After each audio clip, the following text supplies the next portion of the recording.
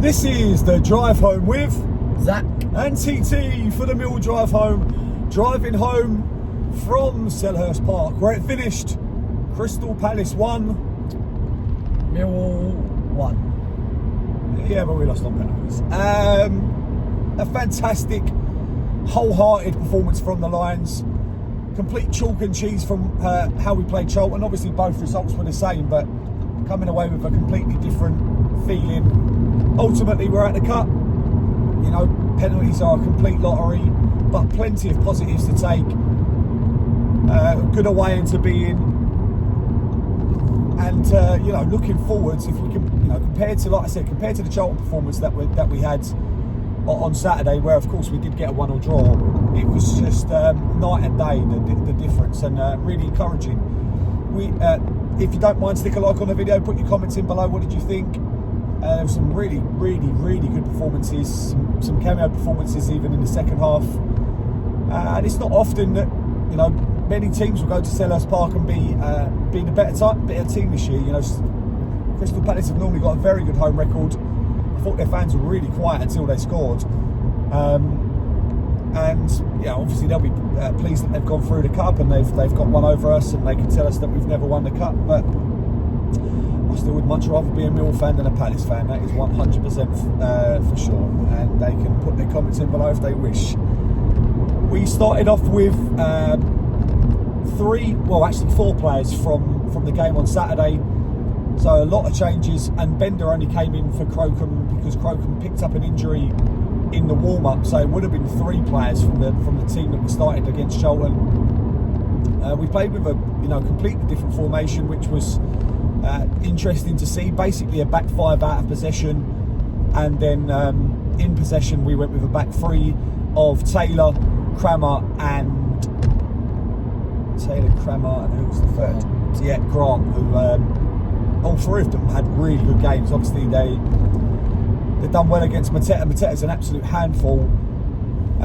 Even when he hasn't got stitches in his head, he's a handful, and I felt especially Crammer just dealt with him really well today. They had battling so many times, but very rarely did Mateta get the best of the Crammer. And then we had 2 wing backs. Wes Harding, who I thought played fantastic as the right wing back. Left wing back was Zach Sturge, also had a fantastic game. I thought shaky first 10-15 minutes. I think the whole team was, though. It took us a little bit to gel, and then once we gelled together, it did just, something clicked, and it just seemed like we really got ahead of them. We had Derek. What did you say? Mazu Zacco. All I'm going to call him Del Boy. It's a lot easier. You can't be called Derek as a Millwall player and not be called Del Boy. So Del Boy alongside Dan Kelly, who started the game really positively, and it's been nice to finally get him in a starting lineup. Obviously, as all Millwall players seem to be at the moment, he's made a glass and came off after about 20 minutes? 15, 20, yeah. Yeah, he did have a very good chance to hit the ball, but we'll come into that in a minute. We then had Bangura Williams, not Romain Essay, although Agent Essay played a blinder for us today, because he was, he really had a poor performance. He obviously still wants to be playing in the Millwall Blue rather than for Crystal Palace, so you can't really blame him. But yeah, Bangura Williams and then Negley. But Bangura Williams really had a he had a free role. Certainly in the first half, he was all over the pitch. Literally, he was playing left back, right back, centre back at some point. He was just everywhere. Excellent performance from Bangura Williams. Negley will feel disappointed, that's for sure, that he didn't get on the score sheet, but we'll come into that. And then Miho started up front. Coburn coming from in the second half. There were a few changes in the second half, but we'll get there when we get there.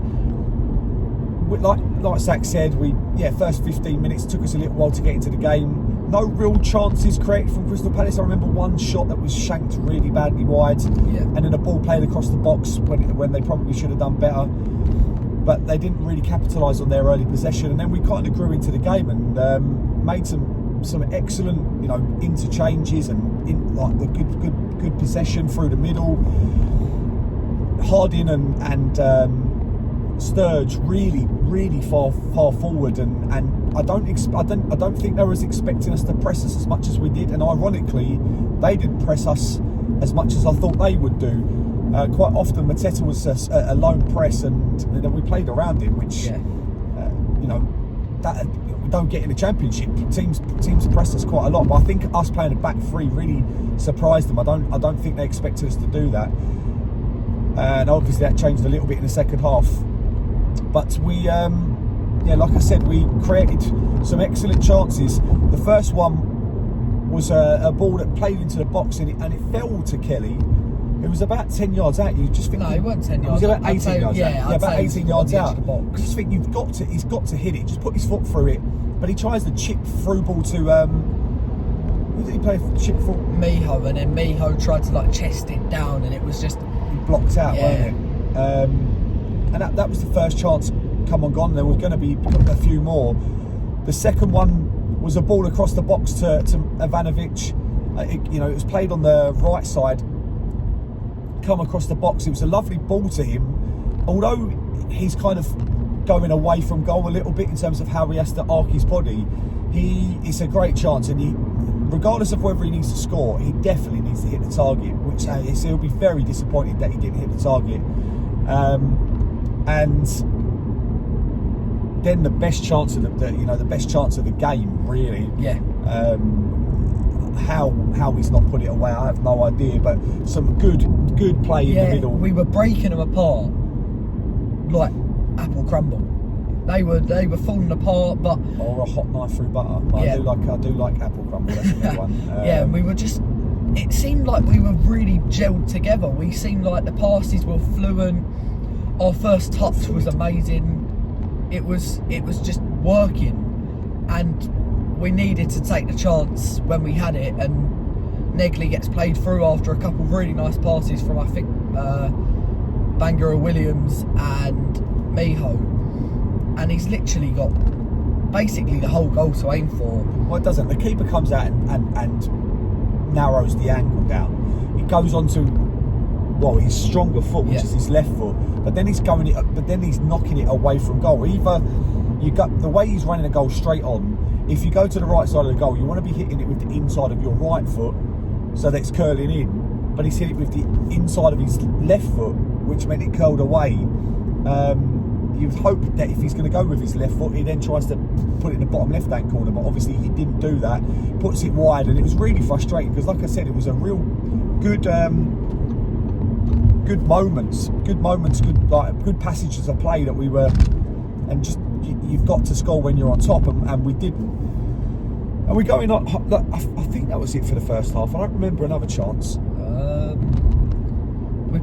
I feel like we had maybe one more, but Mihailo Ivanovic header. Oh yeah, actually that was he done well there, Miho. A whipped ball in from the right. To be fair, it's going to be a tough one to score from. He's about 15 yards out, on about the near post, and he headers it to the bottom left-hand corner. You'd see it, and the keeper makes a decent save. You'd expect him to save it, if I'm being honest, but he's still a good header and another good chance. And like I said, we're going on in at half time, and I didn't expect Palace to be as poor as they were in the first half. I thought they would step it up. And they didn't really. No. I felt like even in the second half we were the better team. We had another good couple of chances where you would hope that we'd put the ball in the back of the net. One was from the left, and I think it was Negley again that kind of then tries to put the ball into the box, and then the other one goes into Coburn, who comes on from Ivanovic at half time, and Coburn seems to miss more chances from the 3-yard line than any player I've ever seen in professional football. In fact, in any football. I've coached many years. I've never seen a player miss as many chances. How does he manage? But in all fairness to this one, the ball is slightly behind him. Yeah. He knocks it towards goal, and it then hits his hand. It's like he saves it as it's going to go towards goal, and then it obviously goes wide. We then had good possession again down the right, going into the box, and somehow the referee doesn't give a foul there. There was there were times where I felt that the ref today wanted to let play go, and there was a lot of simulation from the Palace players, but I felt like he wanted to let the play go, but there was some baffling 50-50 decisions, and this was I have no idea why he hasn't given us a foul on the edge of the box. I forgot to say in the first half, there was one time where Ivanovic gets the wrong side of the defender, and he's basically through on goal. He gets dragged down, and nothing's given, and then two minutes later, the same thing happens to Mateta with Kramer. He's not through on goal, but they have a wrestling match and Mateta goes to ground, and then the ref gives a foul. And the one in the second half where he's running into the box and he's wiped out, and it's not given, and then Palace break away from that moment. Yeah. Mateta's played through. He goes round the goalkeeper, he goes round Bender, and to be fair, hits a really poor shot, a really under-hit shot, which I don't even know if it was going in, if I'm being No, it honest. definitely was going in. You think so? Yeah, Caleb Taylor just about got it off the line. I don't think he just about got it off the line. I think he comfortably got it off the line because of the pace of that it was coming at him. Yeah. But then from the resulting corner, the ball goes into the box. It should have been cleared 2 or 3 times. And then, you know, in games where you don't take your chances, you get punished. It falls lovely to the American Englishman that you thought it was for years. Yeah, Chris Richards. So it falls to Chris Richards, and he puts it into the bottom left-hand corner to send the Crystal Palace, sorry, not Crayon, Crystal Palace fans into delirium as they take the lead against poor old Championship Millwall. But what we thought was going to happen did happen. We continue to pile on the pressure. We create a chance. It goes out for a corner. The ball is whipped in. Ryan Leonard rises like a phoenix from the ashes and somehow directs it towards goal. Little flicked header, bounces off the turf into the back of the net, and the away end just goes crazy. It was a fantastic. You know, we talk about limbs. It's such a youth thing to say. I don't know if it, you know, although limbs did happen back in the 80s and 90s when I was growing up watching football, I don't think it was ever called limbs, but it was absolutely a mental away end to be in. And you know, fully, like I said, it was in the 91st minute, the first minute of 4 minutes added on, and it was fully deserved. You know, we didn't deserve to lose the game in 90 minutes. And we didn't lose the game in 90 minutes. Yes, it's a cup tie. We've gone out, and you know, you've got to take your medicine.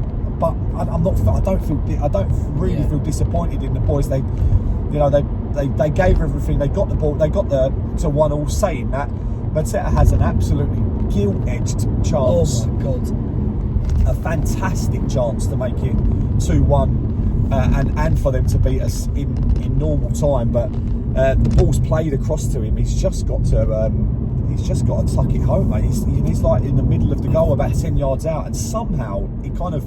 I think he slipped. I've heard that he slipped when he was about to take the shot, and yeah, I think it hits his standing foot. He hits his standing foot, and then goes wide, and obviously goes to penalties. As a Millwall fan, probably the less I say about the penalties, the better. But we'll still talk about it because it's only right. Kramer steps up to take the third. Well, Palace go first. To be fair, all of the Palace penalties were fantastic. You know, they were taken. There was the first one where Bender got half a hand on it, but he couldn't have done anything. No, because they were all struck properly. They hit them with power, and like I said, every one of them deserved to go in. They were really good penalties. Us, on the other hand, I don't think we expected to do penalties. In fact, it's the first time I think we've had a penalty shootout, if I can remember, since the Brighton FA Cup quarter-final, where we obviously lost that, but Cooper weren't on the pitch this time to miss the target. Kramer steps up. He tries to do some kind of stutter step, and literally virtually just hands the ball to the goalkeeper, who makes the save.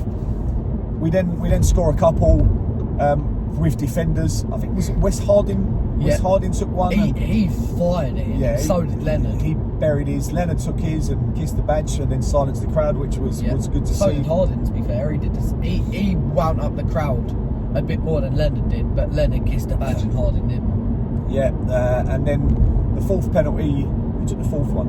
who scored that as well? No, Maku missed the fourth penalty. Was it? Yeah. Was it 5-3 in total? Yeah. I thought it was no. 5-3, 5-2, 4-2. I swear we had another one take one and score. Yeah, it was 4-2. Was it 4-2? Yeah. Yeah, Maku stepped up, and it was a pretty woeful penalty. To be fair, he didn't look very confident. No, I don't know why. He'd done that stutter step, and he just literally passes it to the goalkeeper, and finishes obviously in a Palace penalty win, and they can obviously, if they beat us, they go through to finals at Wembley. So I'm sure that they'll get through to the final, because obviously that's what happens when they beat us. But yeah, it was like I said, overall a really positive performance from us.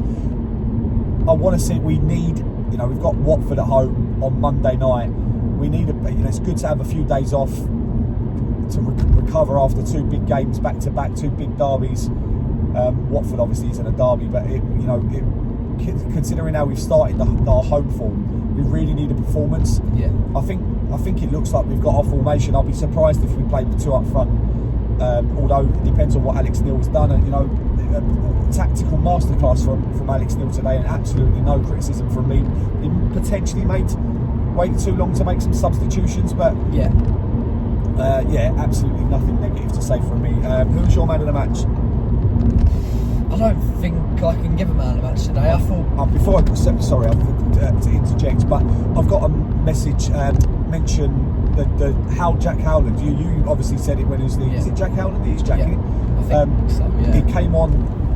Honestly, the kid looks absolute mustard. Zac mentioned him when I didn't go to the last round, but he had one bit of movement on the right wing where he's taking it around a couple of players, driven down the wing, then cut in. He's not a sport weren't fantastic, but it was it was really good to see him, and I'd like to see more of him in a Millwall shirt. Probably with Kelly's injury, we might just see that. But that was positive. Sorry, go back to your man of the match.